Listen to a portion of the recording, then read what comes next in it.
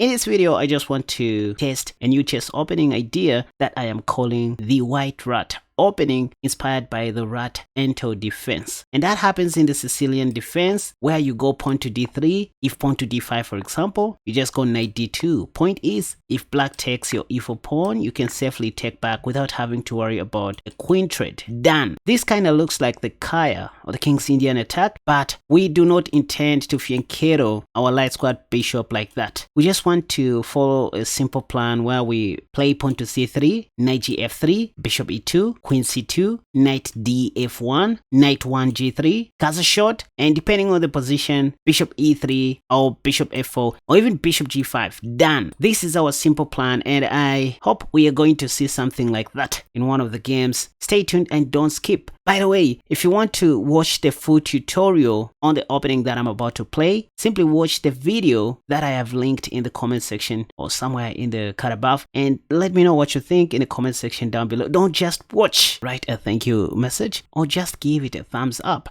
Perfect. Right, so here we have a game. Pawn to e4. Let's see what my opponent is going to do. By the way, I'm playing against a 23 rated player. Let's hope they are going to respond with pawn to c5 on the first move, which is what I want. Yeah, now let's go pawn to d3. The whole idea is to play the white rat opening, also known as the reversed rat defense. I spoke about this move, bishop g7, which is technically the Sicilian dragon variation, in my tutorial video. Just go pawn to c3. So we're going to stick to our plan. Never be afraid of pawn to d5. You always have pawn takes. So just go knight gf3. Let's see what my opponent is going to do next. Okay. Knight f6. If I want, I can go pawn to e5. Now, I just want to stick to my plan. I don't want to lose you guys on the way. I want to play what I taught in my tutorial video. So let me just go queen c2. Why queen c2? I'm just indirectly protecting my e4 pawn together with my d3 pawn. So this is where your queen belongs in this simple system. Kind of the King's Indian attack if you think about it, but we do not intend to fianchetto our bishop like that. No. So after pawn takes, you just take back. Now you can see how things are beginning to unfold. Castle shot. Now bishop e2. This is where your bishop belongs. That's what I said in my last tutorial video on this opening. So knight c6, castle shot, and queen c7. Just play simple chess and all will be well. How do I improve my position and pave the way for my dark squad bishop? Two approaches. I can play rook e1 or rook d1 and do that. Or just go knight c4. This is what I said in my tutorial video, if you remember very well. With knight c4, you are ready to put your knight on e3 should anything, go wrong. For example, if pawn to b5, I can just play knight e3 and forget about my opponent. So this is just risk-free chess, no crazy traps, no crazy tactics to confuse myself. And these are openings you want to play against unknown individuals or people that you don't know, opponents that you don't know. Time is ticking. By the way, this is a 3+2 casual match. Once again, this isn't a rated match. Let's see what my opponent is going to do. They have taken a bit of time here, which is a great indication. Bishop e6, I don't believe in that. You just attack that and then take. So that was a 1-0 move. My opponent just helped me to develop somehow and position my pieces on good squares. h6. I can play knight f3 if I want, knowing that knight takes will be made by bishop takes. In fact, that's what I just removed. Okay, but that allowed knight h5. Somehow I can just take. I guess they are going to take back with the queen. Yep. And now I can go pawn to f4. On the next move, I'm going to take the knight, messing up their pawn structure. Yeah, like I can do this. Why not? Why not bar and restaurant? Which pawn should I push? My e pawn or my f pawn? Let's go f5. I guess my opponent will play something like bishop e5 maybe, but that will hang the h6 pawn, so I'll just take, because bishop takes h2 check will be a 1-0 move. I have king h1. Maybe my opponent should start with king h7 first before playing that move. Okay, see what they have done. King h8, something that I never anticipated, but I have queen e2 targeting the h5 pawn. How is my opponent going to defend that pawn? With queen e5, nope. Checks. Oh, I'm losing my e4 pawn as well, but I have a simple tactic on a6, by the way, in case you didn't know what I was up to. And things are bad for my opponent if you just think about this situation. Yeah, like I can just sacrifice. If bishop takes, I'll take back with check, and then it will just be a matter of time before checkmating my opponent. I guess this is checkmate. Yeah, I guess this is checkmate. Pop. And checkmate. Game over.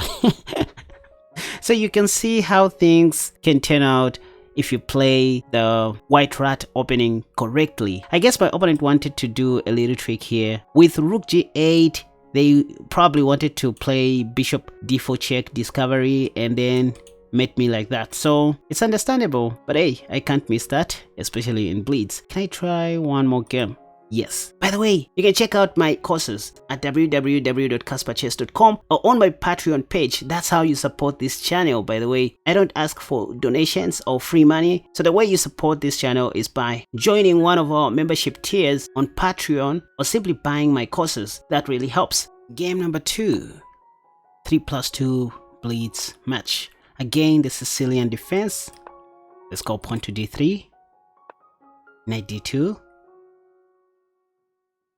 If pawn to d5, I will be very happy. I'll just go knight gf3. Yep. So pop. Pawn takes, I'll just take back. Kind of the king's Indian attack if you think about it once again. Whenever you see knight c6, just go pawn to c3, stopping knight d4 or knight b4 in the near future. Bishop g4 is like a 1-0 move. I can say, I don't even know what I should do here.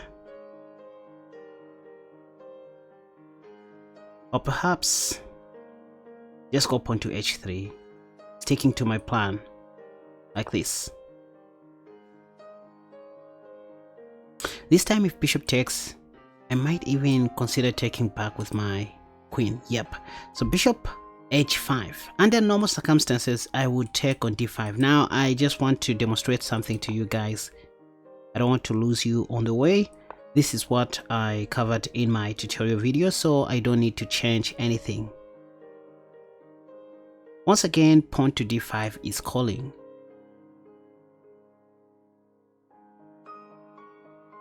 Tactically speaking, this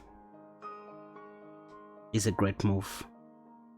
So should I take and play this knight c4?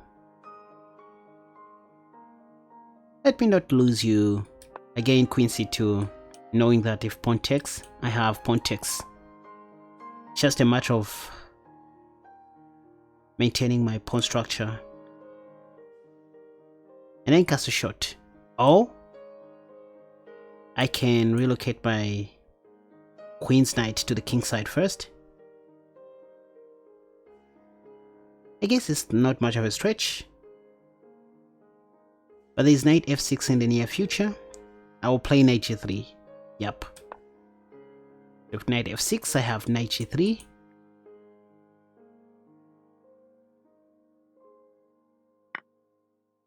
Pawn takes, and knight g3. This is what I was talking about. To see how well defended my e4 pawn is. Bishop d6, trying to eliminate one defender, I guess.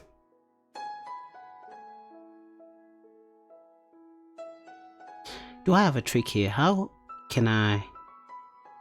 Wait a second. If I want, I can play bishop d3. Oh, but there's c4. Is there any trick that I can perform in this position? Or else I'm just going to lose a pawn here. Or maybe bishop g5. Because if bishop takes g3... Ah, but there's this... Damn. Maybe I kinda rushed. This is why I wanted to take on d5. But there's a trick that I'm looking at. How I wish there was no knight on g3. I was going to have pawn to g4. Let me try sacrificing my knight here. There's a tactic that I'm after. With knight f5, I'm also attacking the bishop. If pawn takes, I'll do this. Yep, so this is going to work. Finally. And this is what we mean by tactics, you guys. When you hear me preaching about solving a lot of puzzles, this is what I literally mean. If bishop h5, I'll just go pawn to g4. I visualized this line somewhere here. I said how I wish I had no knight on g3. Anyway, my opponent has played now g4. Of course, I'm going to lose a pawn, but at least position is not worse as compared to the way it was earlier. Now I can give a check. This is a blunder. And my opponent has lost a piece.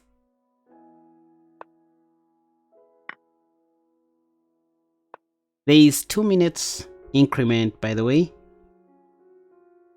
2 seconds increment. Again, this is a blunder. Discovery check. I might win the queen. My opponent just resigned. There's absolutely nothing they were going to do. For example, queen e6. Maybe I was just going to take and do that. So they were just down a piece. Down a full piece. So sometimes it all comes down to simple tactics. And remember what I said in my tutorial video. When you are playing openings like these, the rat defense or the white rat opening, I said sometimes you don't need to rush with your attacks. You just need to play slow chess and let your opponent show their cards first, because oftentimes it is actually your opponents who end up killing themselves because they just wanted to do something. And here is a clip from my tutorial video of what I said regarding this issue. Apply slow breaks. You don't need to rush with your attacks. Sometimes the best type of chess you can play is what I call nothing chess. Learn to do nothing on the board, because oftentimes it is your opponents themselves who blunder at the end because they wanted to do something about your moves. Let me explain. Right. I hope you guys have learned 1 or 2 things. Let me know what you think about this so-called white rat opening in the comment section down below.